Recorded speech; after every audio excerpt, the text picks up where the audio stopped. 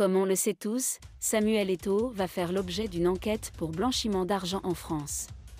Selon African Intelligence Journal saisi par un confrère du MMI, les douanes françaises ont saisi plusieurs milliers d'euros en espèces des mains de l'ancien attaquant de l'Inter Milan à l'aéroport international Roissy-Charles de Gaulle.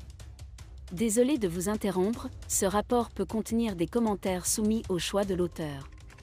S'il vous plaît, si vous êtes nouveau sur cette chaîne, veuillez vous abonner et activer la cloche de notification. De cette façon, vous serez averti lorsque nous publierons de nouveaux rapports sur cette même chaîne. Merci.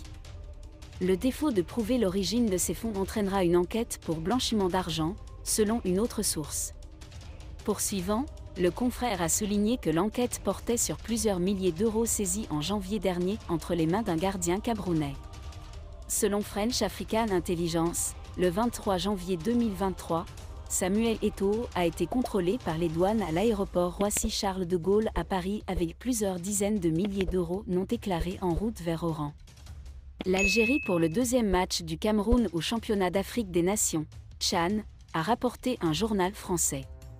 Interrogé sur l'origine de l'argent, le natif de Mvogue Ada n'a pas été convaincu par les douaniers français. Les autorités françaises ont saisi son argent conformément au code monétaire et financier français.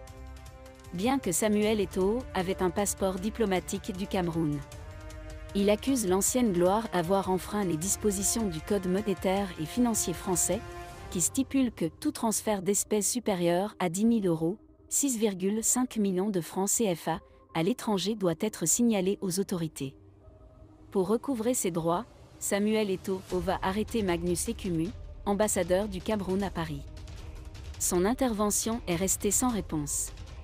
Malgré une lettre envoyée par l'ambassade du Cameroun, la sous-commission de la direction diplomatique du Quai d'Orsay a refusé de reconnaître une quelconque immunité.